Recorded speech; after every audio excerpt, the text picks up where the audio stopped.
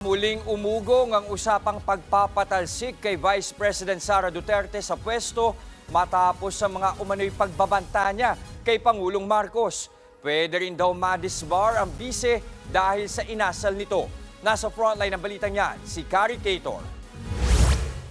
Planchado na raw ang impeachment complaint na ihahain ng grupong Bagong Alyansang Makabayan laban kay Vice President Sara Duterte.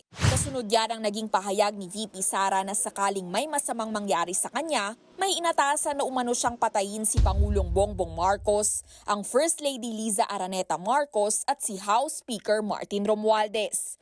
Dahil dyan, sinabi ni ACT Teachers Party List Representative Franz Castro na target ng maihain ang reklamo bago matapos ang taon. Hinog na talaga yung impeachment complaint.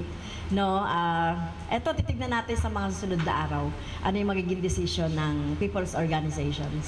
Unang umugong ang impeachment complaint laban kay VP Sara dahil sa hindi pa rin maipaliwanag na pagwawaldas ng milyon-milyon niyang confidential funds. Ngayon, mas lumakas pa ang panawagan dahil umano sa pagbabanta nito sa buhay ng Pangulo. Para kay dating Senador Laila de Lima, bukod sa impeachment, pwede ring ireklamo ng iba't ibang criminal charges ang bise dahil sa ginawa umanong pagbabanta kay PBBM. Kabilang dyan ang grave threat, illegal utterances, cybercrime at libel kung hindi niya mapatunayan ang mga paratang laban sa Pangulo. Threatening a sitting president is a serious matter. Hindi lang yan grave threat. Opo. Pero kung meron bawa design to be able to, kung may criminal design na mag-incite ng sedition, ay pwede rin inciting to sedition. Ang pinakamalala, posibleng makasuhan pa raw si VP Sara ng attempted murder.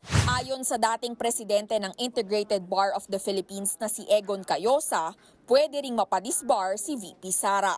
Kung naagrabyado ka, feeling mo may pag-attempt o mayroong gustong patayin ka o due process of law, kasuhan mo. Hindi nung mangontrata ka ng papatay. Pero tingin ni Cayosa, hindi malabong diversionary tactic lang din ito ng bise dahil sa patong-patong na issue na kinakaharap ng kanyang pamilya, kabilang na ang gera kontra droga. Nagbabalita mula sa Frontline, Carrie Cator, News 5. Mga kapatid, Jess De Los Santos po. Iba na ang may alam at may pakialam sa panahon ngayon. Para sa tuloy-tuloy na balitaan sa Frontline kahit weekend, mag-follow at mag-subscribe sa social media pages ng News 5.